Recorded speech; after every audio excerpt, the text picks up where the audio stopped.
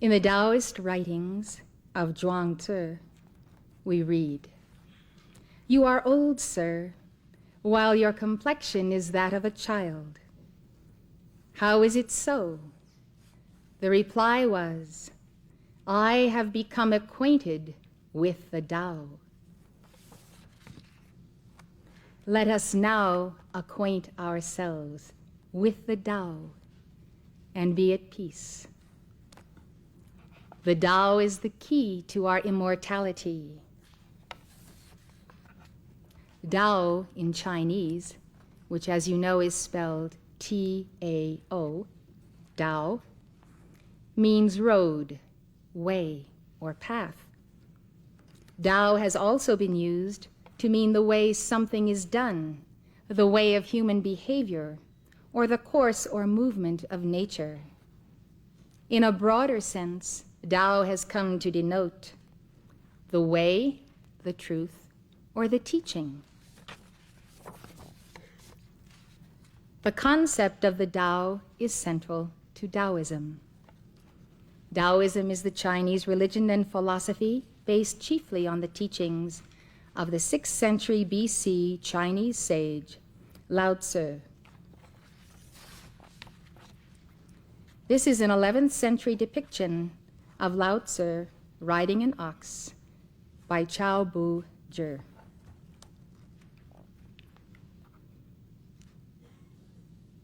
This is another rendition of Lao Tzu. We will meditate upon this one as we are studying his writings. Many of you have commonly heard his name pronounced Lao Tzu, but it is correctly said Lao Tzu, and it is spelled L-A-O-T-Z-U, Lao Tzu. Would you like to say that with me? Lao Tzu. In the transliteration from Chinese to English, the U in Tzu was meant to be a short U, so it's Lao Tzu and not Lao Tzu.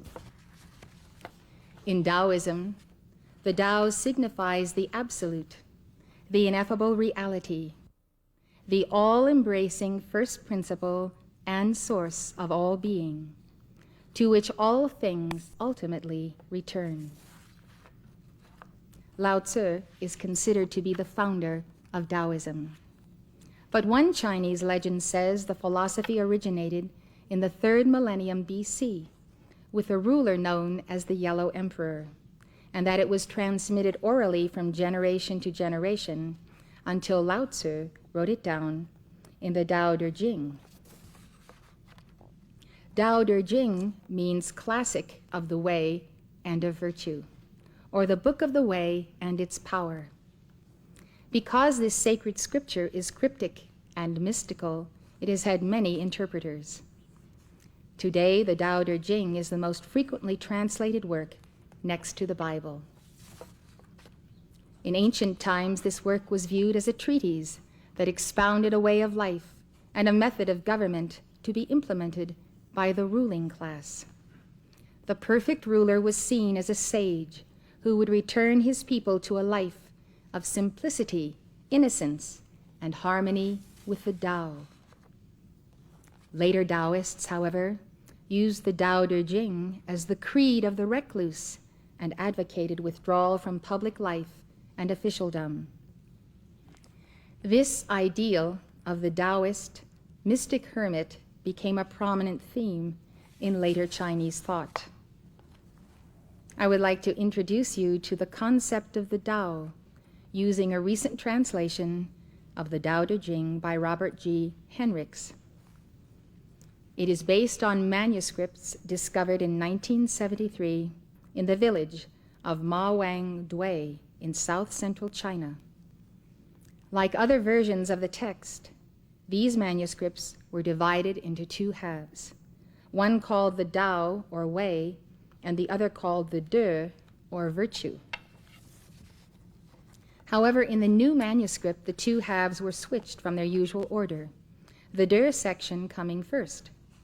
So the title given to the newly founded text is De Dao Jing instead of Tao Te Ching. Robert Henricks writes in his introduction, "The starting point for understanding the philosophy of Lao Tzu is understanding what he means by the Tao or the Way." The Way is Lao Tzu's name for ultimate reality, though he continually points out that he does not know its true name. He simply calls it the Way. Lao Tzu says in the Tao Te Ching, "I do not yet know its name. I style it the Way. Were I forced to give it a name, I would call it the Great." Great means to depart. To depart means to be far away, and to be far away means to return. Henricks writes, "For Lao Tzu, the Way is that reality, or that level of reality that existed prior to and gave rise to all other things, the physical universe, heaven and earth, and all things in it, what the Chinese call the 10,000 things. The Way, in a sense, is like a great womb. It is empty and devoid in itself of differentiation, one in essence. Yet somehow it contains all things in seed-like or embryo form, and all things in creation emerge from the Tao as babies emerge from their mothers." And so we have the tremendous sense of the Tao as the great womb of cosmos that gives birth to all things.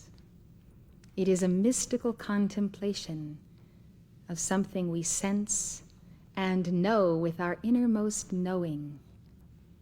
And it is well that Lao Tzu called it simply the Great. But Henricks says, the Way does not simply give birth to all things.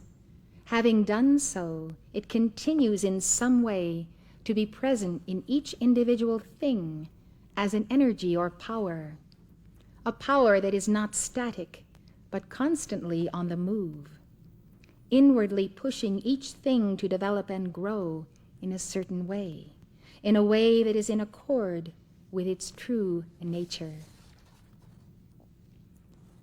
The Way in things is generally what Taoists mean by de, virtue. But note that Lao Tzu uses virtue in his text in two different ways. On occasion it means this life energy in things, but in other places it seems to mean virtue in the sense of morality, the sense in which it is used by the Confucians. That the Tao is a feminine reality and a maternal reality seems clear. It is not surprising, therefore, that Lao Tzu refers to the Tao as the mother in no less than 5 places. We have the great sense of Lao Tzu, the sense of his knowing what mother is, in the cosmic sense of her presence. And this is why we are touched by realms of highest light when we read his word, his writings. We are one with him through the Tao, and we sense his mystical awareness.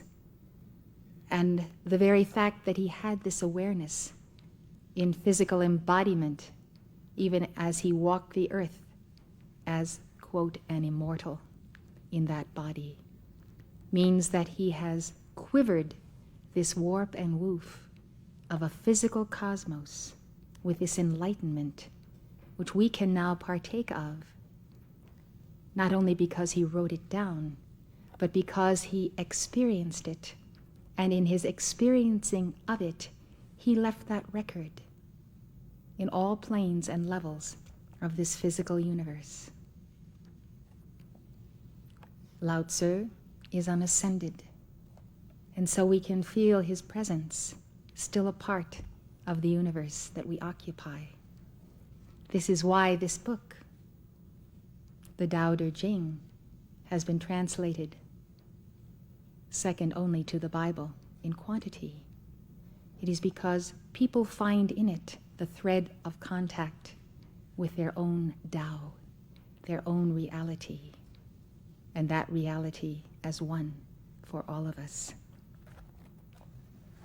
In chapter 25 of the De Dao Jing, we read, "There was something formed out of chaos that was born before heaven and earth, quiet and still, pure and deep. It stands on its own and doesn't change. It can be regarded as the mother of heaven and earth." Arthur Wally's translation of chapter 52 opens with the words, "That which was the beginning of all things under heaven, we may speak of as the mother of all things. He who apprehends the mother thereby knows the sons. And he who has known the sons will hold all the tighter to the mother, and to the end of his days suffer no harm." Harmlessness comes about by holding on to the mother, but one cannot hold on to the mother unless one has perfect love for that mother, perfect peace, perfect harmony. So the very holding on and the ability to hold on shows a way of harmlessness. To achieve harmlessness, we must dig to the depths of the unconscious and the subconscious and study all of those psychology books that I have listed for you, and wrestle and sweat, as it were, great drops of blood as you do that mighty work of the ages of purging yourself of what I call the anti-Tao, the not Tao. When you feel the intimations of reality and the great love of this reality, it is painful to be outside of it. The only surcease from that pain is for the moment much greater pain of wrestling with depths beneath depths beneath depths of records, of the misuse of the Tao that has become like concrete as the anti-Tao. We must wrestle in the etheric body, the mental body, the desire body, and yes, the physical body itself. The physical body contains within itself a consciousness of mortality that it does not desire to surrender, that it fears to surrender because it is so much a part of the law of death, mortality. So we come to understand as we pursue this way what it really means to disassociate ourselves from the law of mortality and all the corollaries to that law that we ourselves have made and with which we have confined ourselves, compartmentalized ourselves, separated ourselves from the great Tao. We cannot become immortals unless we become one with the great Tao. We cannot become one with the great Tao until we conquer death and hell within ourselves. Jesus came to demonstrate that. Lao Tzu saw it, realized it, and wrote it down in another time. And it has been written again and again. It is the universal message of the divine whole that we would enter.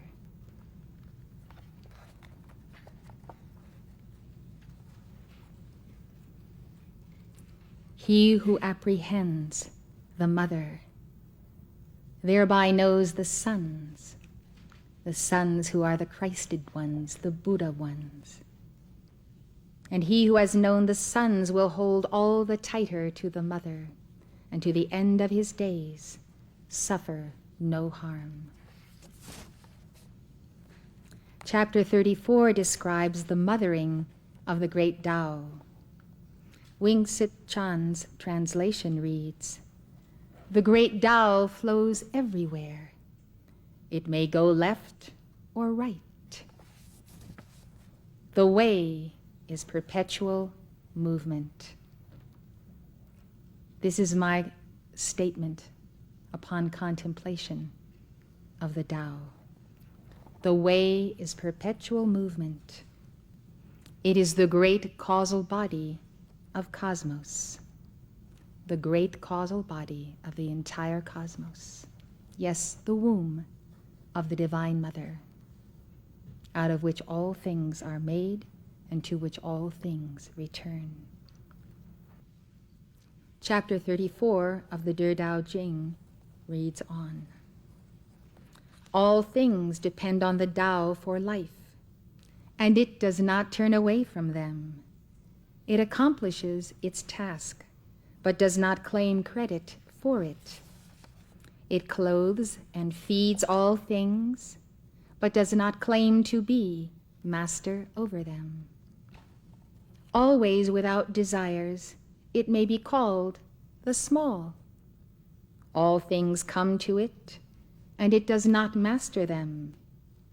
It may be called the great. Therefore the sage never strives himself for the great, and thereby the great is achieved.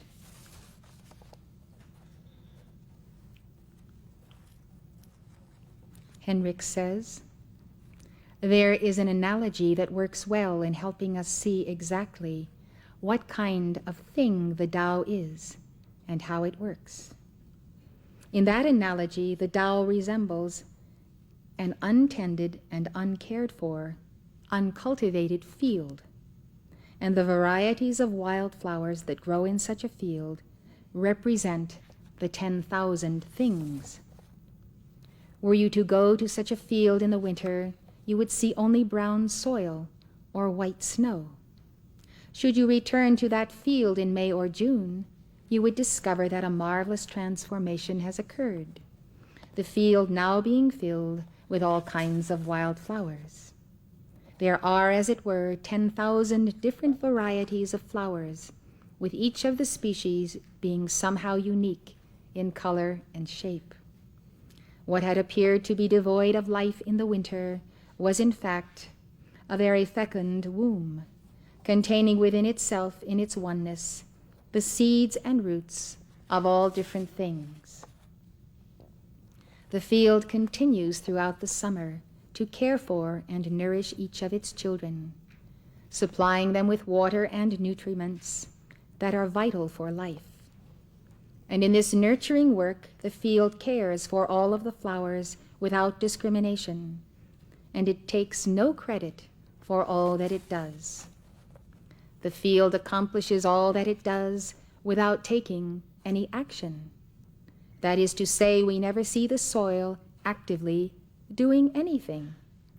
All that happens seems to happen on its own, by nature. My thoughts on this are, this nature is the nature of the great causal body of cosmos, the great Tao, out of which all things were made. The Tao has endowed everything with a component of itself that makes that thing unique in its essence and design, capable of fulfilling its reason for being. It is the principle of the seed within itself. All things created have the seed within itself to realize the fullness of the reason for being. Hence, the earth is endowed by the Tao with an active, living, pulsating reality, capable of perpetuating all who live upon it, and each individual part of the whole. The field is a microcosm of the totality of the great central sun. And the great central sun is the flowing nucleus of the great Tao that encompasses all. Henrik says, one of the things said about the Tao a number of times is that it does nothing, and yet there is nothing left undone. To me, this is the meaning of I am that I am, or in the sense of the Divine Mother, Isis. What is divine reality simply is. The I am that I am is, or Isis is. Isis is the individed whole in equilibrium. So is the I am that I am.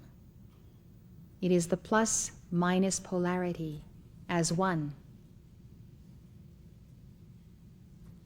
so that it appears neutralized. Its beingness does nothing, and yet there is nothing left undone. It is the active and the passive become one. It does nothing, yet nothing is left undone. This is our concept of the eternal Father-Mother. Since the Tao is perpetual motion, we can understand that the Tao is Father perpetually becoming Mother, and Mother perpetually becoming Father. And as we get on with our terminology, it is the Yang perpetually becoming the Yin, and the Yin perpetually becoming the Yang in the great circle of the Tao. We know the teaching that the Mother is the active principle of the Father in the material universe.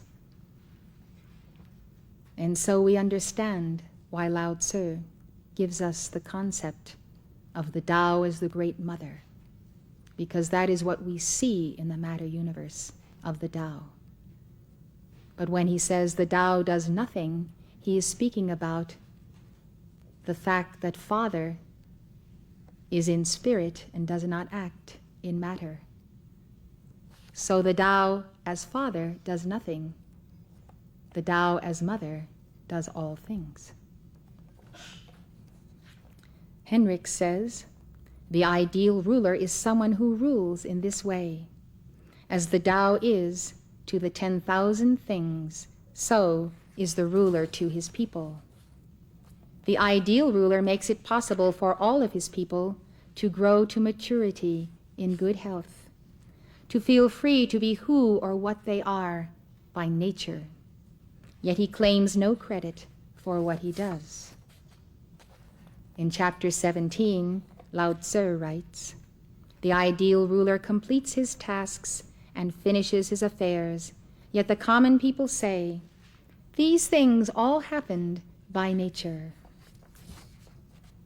In chapter 2, Lao Tzu writes, the sage dwells in non-active affairs and practices the wordless teaching. The 10,000 things arise, but he doesn't begin them. He acts on their behalf, but he doesn't make them dependent. He accomplishes his tasks, but he doesn't dwell on them. It is only because he doesn't dwell on them that they, therefore, do not leave him. Non-attachment to the fruit of action, cardinal teaching of Lord Gautama. Henrik says, one of the things that seems to follow from the analogy of the Tao and the field is that for any individual flower, A, to be what it can be, for a sunflower to realize its sunflowerness, its genetic makeup, and B, to live out its natural lifespan, there is only one requirement that must be met. It must keep its roots firmly planted in the soil. The soil is the Tao. But this is precisely what humans do not do. That is to say, Lao Tzu seems to assume that something happens to people as individuals and to societies as a whole as they grow up, such that as adults they are uprooted and have lost touch with the way. As a result, adults constantly lose sight of who they are by nature and are constantly striving to be someone or something they are not. And they do things that lead them to physical danger and harm. Consequently, if human beings are to be what they are and what they can be and live out their natural years free from harm, they must, as adults, return to the way. But what exactly does it mean to return to the way? And how does one make that return? In chapter 14, Lao Tzu writes, "Hold on to the way of the present, to manage the things of the present, and to know the ancient beginning. This is called the beginning of the thread of the way. Hold on to the way of the present, to manage the things of the present, and to know the ancient beginning." You can see that in this style of writing, Lao Tzu gives us all the keys that we need, but we must meditate upon the word until we go to the seed of the word, and by our great love, cause that seed to open and reveal itself to us. We must work to understand the Tao, but he gives us all we need to understand it.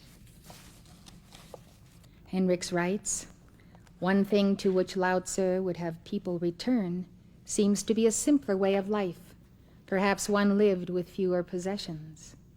We are told that the Taoist sage values calmness and tranquility and has few desires or lessens his desires." In chapter 22, Lao Tzu writes, "When you have little, you'll attain much. With much, you will be confused." In chapter 44, Lao Tzu advises, "If your desires are great, you are bound to be extravagant. If you store much away, you are bound to lose a great deal. Therefore, if you know contentment, you will not be disgraced. If you know when to stop, you will suffer no harm, and in this way you can last a very long time." Hendricks continues, "Another way we can understand return in Lao Tzu's philosophy is that he thought the Taoist must literally return to the Tao by achieving mystical union with the Tao, experiencing the oneness of all things in the Tao, and that some form of meditation would lead to this goal." In chapter 16, Lao Tzu writes, "If you are one with the Tao to the end of your days, you will suffer no harm." In chapter 56 of Arthur Waley's translation, we read, "Those who know do not speak. Those who speak do not know. Block the passages, shut the doors, let all sharpness be blunted, all tangles untied, all glare tempered, all dust smoothed. This is called the mysterious leveling." The mysterious leveling. Waley's comment on the words mysterious leveling is that it is a leveling in which there is a general perception, not affected, that is, not achieved through particular senses. It is, in other words, a certain knowing, a certain awareness that simply descends. Hendricks translates, "This is called the mysterious leveling, as this is called the profound union. To have awareness that does not come by one's senses can only come by mystical union with the Tao. Chapter 47 of the De Tao Jing says, "No need to leave your door to know the whole world. No need to peer through your windows to know the way of heaven. The farther you go, the less you know. Therefore the sage knows without going, sees without seeing, and completes without doing a thing." On the notion of return, says Henricks, it seems clear that Lao Tzu wants people as adults to return to some things they all possessed more fully as children. Genuineness, sincerity, and spontaneity. The important Taoist term, Wu Wei, literally without action, in one sense stands for spontaneity and genuineness. It does not mean literally to do nothing, but rather to act without acting, to spontaneously say and do what is genuinely felt, rather than putting on a show for others or, quote, acting. Thus, at the start of chapter 38, Lao Tzu notes that the truly virtuous person is the one who does the good thing spontaneously, unaware of and unconcerned with the fact that this is what others approve of as virtue. He says, "The highest virtue is not virtuous. Therefore, it truly has virtue. The lowest virtue never loses sight of its virtue. Therefore, it has no true virtue." Lao Tzu and the Taoist sage, Zhuangzi, both talk as though there were a time in the beginning when everyone lived in accord with the way, and no distinctions were made between right and wrong. They say the Confucian advocacy of certain values, humanity, righteousness, filial piety, loyalty, and propriety, was either the result of or the cause of a decline in the way. For me, this reads, this time in the beginning was when there was no good and evil, but only the plus-minus polarity of good within itself, before the fall, before the descent from the etheric octave, before the fall from grace or the falling of the kundalini on the altar of the spine, before duality, dualism, and relative good and evil. This is a pivotal point in our understanding of the great Tao. We see the plus-minus polarity of the Father, Mother, God as not a polarity of good and evil, but of the plus-minus factors within the all-good, which is the only reality. Some there are who teach that good is in polarity with evil, and for everything that there is good, there must be something bad, a front side and a back side, like something positive and something negative. But this is a worldview of duality, two-eyed vision. Evil can never be in polarity with good, because good is the divine whole and contains within itself the plus and the minus.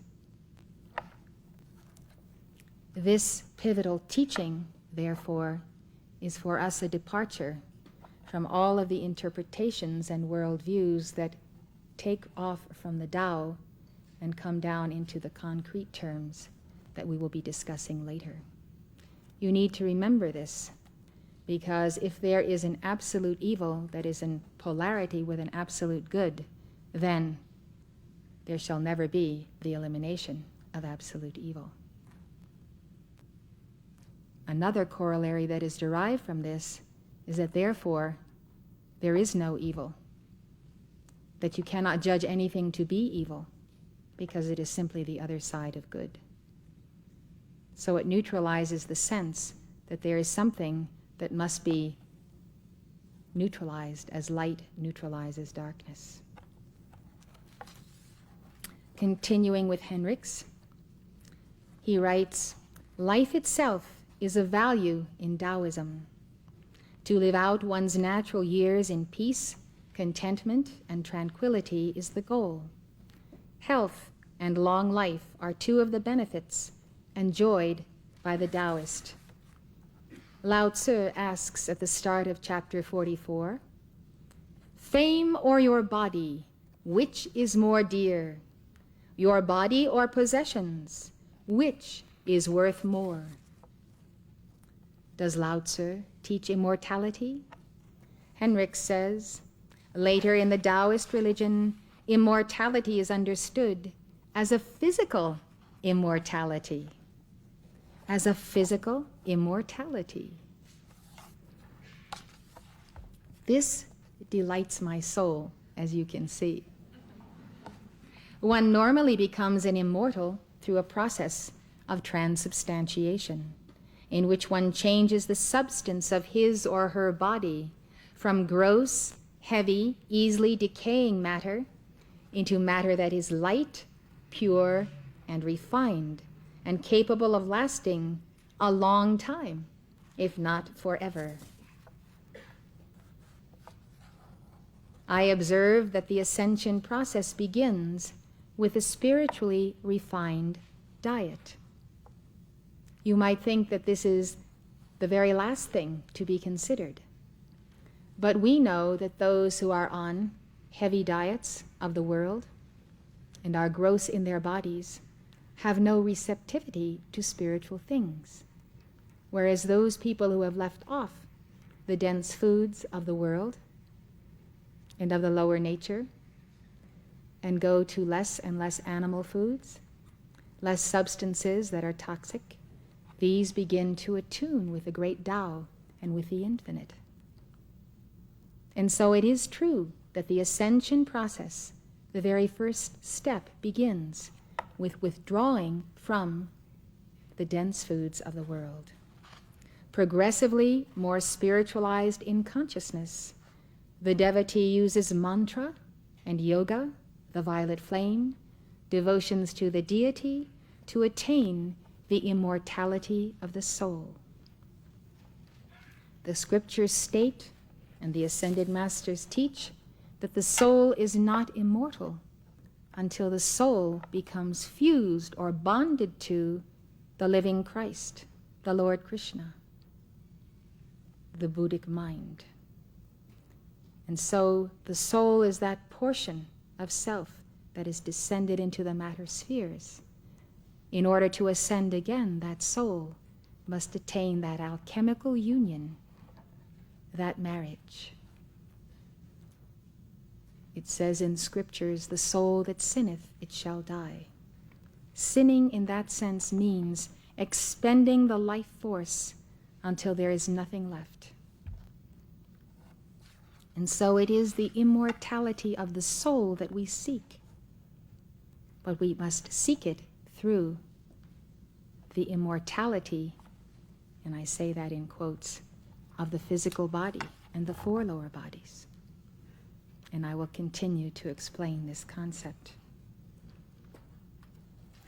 The devotee also uses ablutions of the four lower bodies, bathing them in light and the sacred fire, charging them with the sacred breath, partaking of the body and blood of the Lord or Guru, and assimilating the word until he also should become one with the word, with Brahman, in the beginning, in the point of the origin of the Tao. The point of origin of the Tao is my definition of the beginning. Thus, the negative spirals of matter in disintegration are reversed by the devotee who so practices. Light charges every atom and cell of being, and the soul weaves and wears her deathless solar body, and she prepares for ultimate mystical reunion with God in the ritual of the ascension.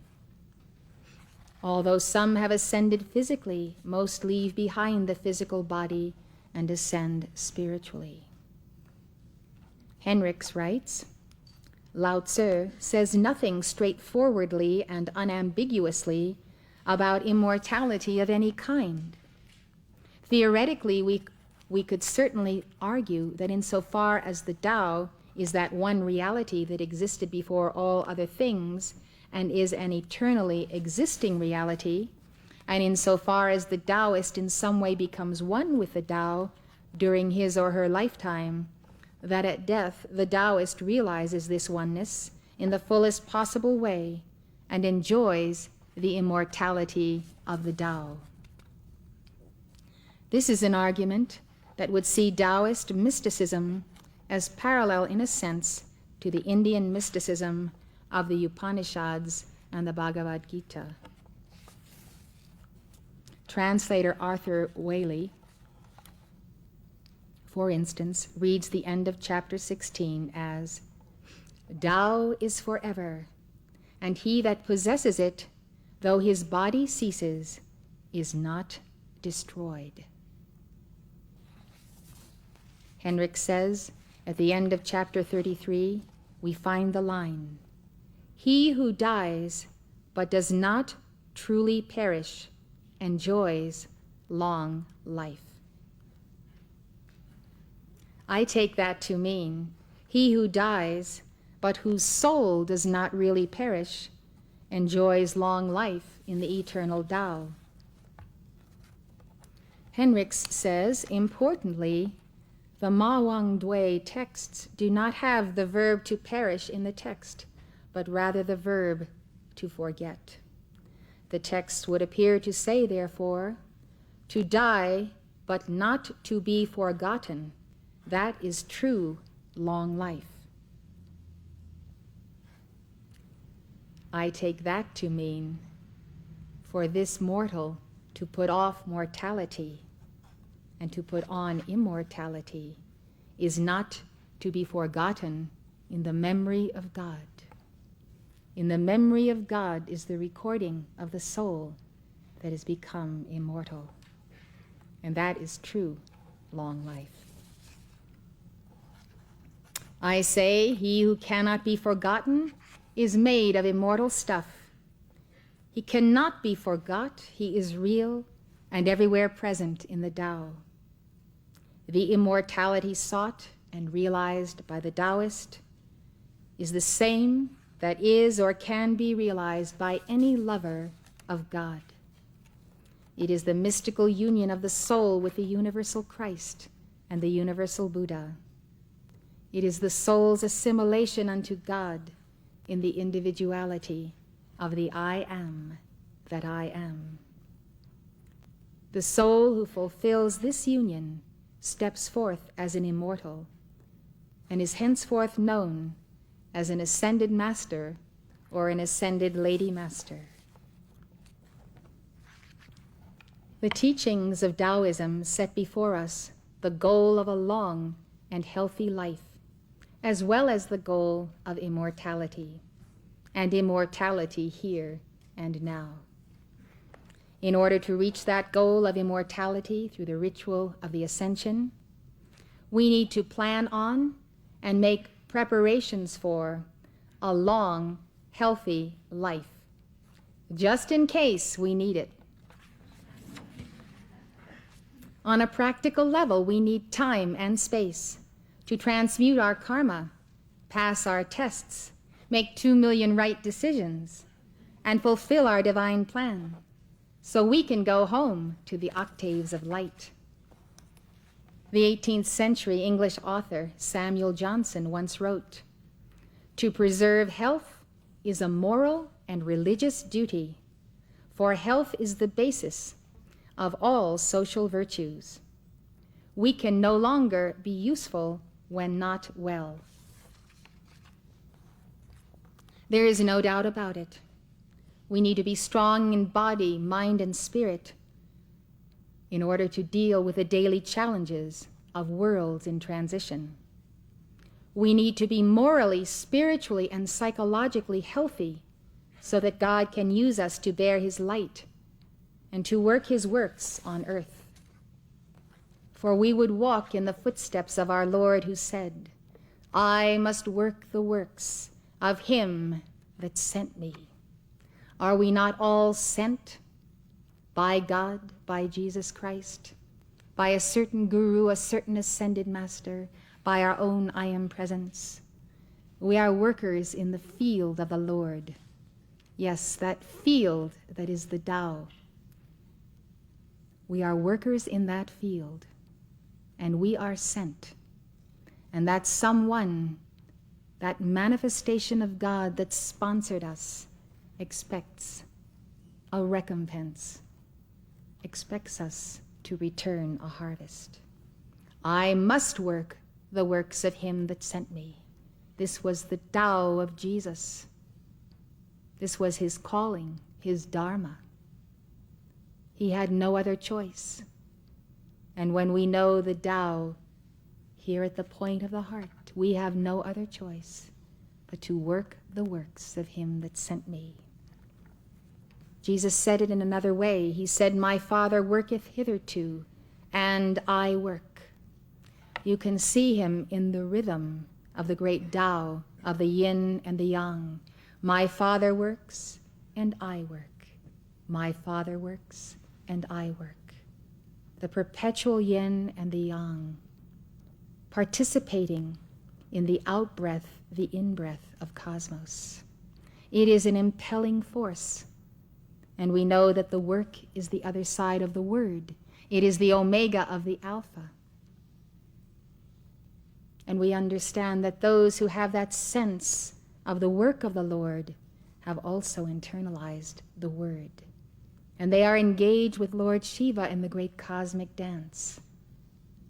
And the very rhythm of the cosmos and the heartbeat of the Tao is part of them. Our Lord admonished us, work while ye have the light, for the darkness will come when no man can work. Jesus Christ fully embodied the way of the Tao. He attained immortality through the great Tao. He said, I am the way, the truth, and the life. No man cometh to the Father, Mother, God, but by the great causal body of the Tao that I have become. The key to your immortality here and now is the bonding of your soul and your heart and your mind to the Lord. But that's not all. Jesus said, except ye eat the flesh of the Son of Man and drink his blood, ye have no life in you. Thus, it is to assimilate all that Jesus is, was, and ever shall be, that is the goal of our life, your life, my life, on earth as in heaven. Heaven is neither future nor past. Heaven is here and now. On earth as in heaven, this is our goal. To that end, Jesus takes us to his sacred heart and makes us one with him. Beloved, now are we the sons of God, John wrote. And it doth not yet appear what we shall be. But we know that when he, the living Christ, shall appear, we shall be like him, for we shall see him as he is. We shall see him in the mirror reflection of the image and likeness of the Son of God. And in that mirror reflection, we too shall see ourselves as he beholds us, as immortal sons and daughters of God. Now, here and now, we are immortal sons and daughters of God. And every man that hath this hope in him, John wrote, purifieth himself even as he is pure. The De Dao Jing is a message of eternal well-being, lived in the here and now through our embracing of the great Tao, the great causal body, and embodying it here below. Embodying the causal body and the I Am Presence, embodying the Holy Christ Self.